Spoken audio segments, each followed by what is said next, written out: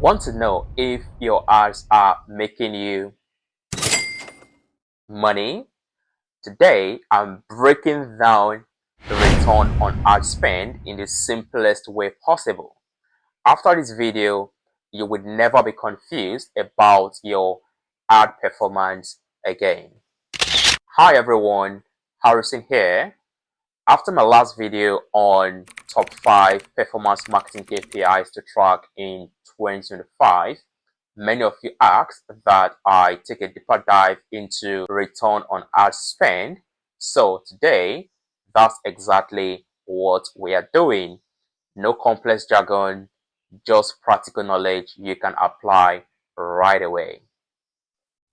If today is your first time on this channel, make sure to hit the subscribe button and turn on the notification bell. Thank you.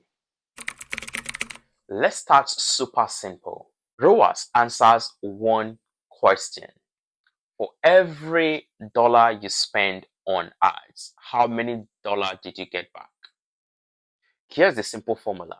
Total revenue from ads divided by the amount spent on ads. So say for example, you spent $100 on Facebook ads and make $300 in sales. Your ROAS is 300 divided by 100, which is 3.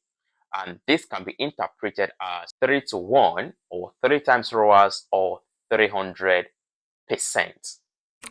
Yes. People often confuse ROAS with ROI, but here's the key difference.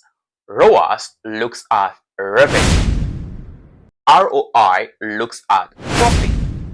Now, back to our previous example. $100 spent on Facebook ads, $300 generated in revenue or in sales. That places at a 300% ROAS. Now, bringing in the product cost, let's imagine that to be $150. Adding that to the ad spend brings us to a total expenditure of 250. So if you subtract that from the 300 revenue generated, we are left with 50. Now, our ROI is 50%. Why the ROAS is 300%, our ROI is 50%. That's why good ROAS doesn't always mean that you are profitable, but your good ROAS depends on your profit margin.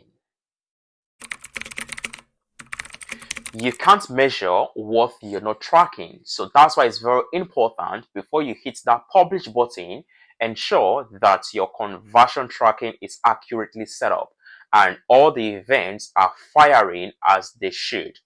For partner platforms like Shopify, when you set up your pixel and conversion API, the standard events are automatically imported into the ad engine. So by standard events, I mean the view content, the add to cart, the initiate checkout, the purchase events. Those are sent back to the events manager or the ad engine automatically. But for other platforms like WordPress or WooCommerce, you have to manually set up this standard event. So that way, it's very important that you are attributing conversion value at the add to cart level.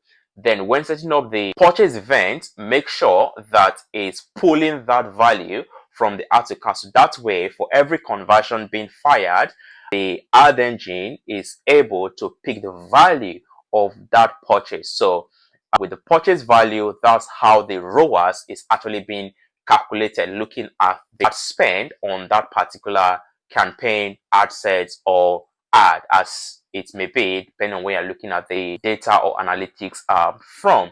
So that said, make sure that this is set up before you proceed to launch your campaign. Otherwise, you won't be able to report ROAS within the ad platform. Let's look at 5 ways we can increase the ROAS of your campaign. Firstly is better targeting. If you're able to improve your targeting, you'll definitely be able to hack into improving your ROAS. So testing different targeting options, broad targeting against interest-based targeting against lookalike targeting, just to ensure that you're maximizing all of the targeting opportunities that you have to drive up your ROAS. Ideally, the highest ROAS you can find at the bottom of the funnel. So make sure that you have campaigns set up for each of the different segments of the funnel, so you're actually able to improve your ROAS. Secondly is creative optimization.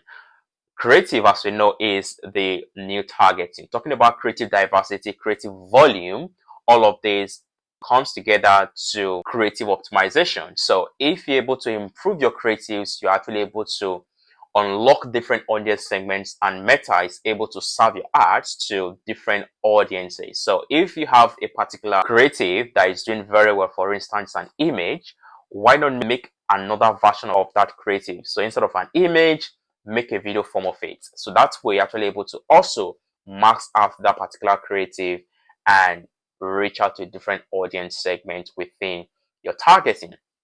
Thirdly is landing page optimization. So this cannot be overemphasized, because if your landing page has poor experience, your ad is not going to perform. And if your ad is not performing or converting the traffic that is hitting the landing page of the website, then your ROAS is going to suffer. So improving this is very key, because this is one of the key elements when you're looking at the three factors that Meta looks at when determining your auction potential or your auction power within the auction system. Thirdly is audience refinement. Continuously refining your audience is very key. Look at the data, look at what's working, and continue to refine your target. So that way you are spending on audiences that are actually bringing you the results. Then finally is increasing your average order value. The average order value and ROAS works hand in hand. The higher your average order value, the higher your ROAS, to be honest. So if you're able to move your average order value from, let's say, $30 to $60, your ROAS is going to double or even triple. So these are the 5 ways you can increase your return on ad spend. Look out for these 3 ROAS killers. Firstly, it's wrong attribution window. Yes, I've seen a lot of beginners fail here, and even some pros as well.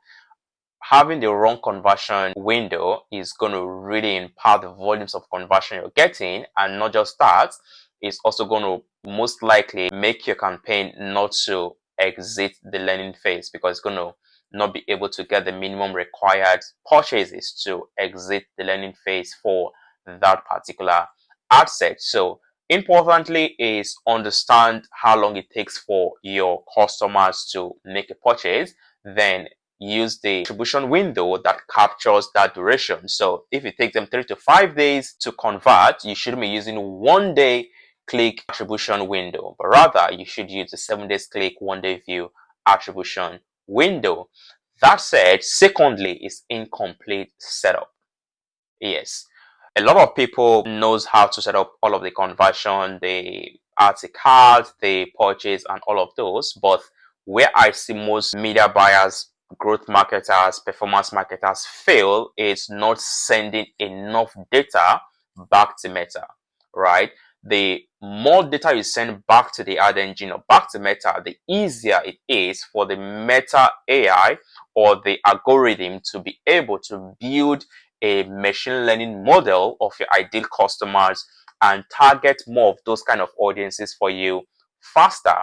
So sending the relevant parameters like email addresses and phone numbers is one of the fastest way for Meta to understand a user on the platform that has actually converted on your ad, and that way Meta is able to attribute that conversion back to the ad or back to your campaign. That said, lastly is optimizing too early. There is no rush, right? Meta has invested billions into the platform. Give it time, allow the AI to do its thing. After the learning period, you can start optimizing. So that way, you are not actually resetting the learning phase or making decisions on your campaigns on data that is incomplete.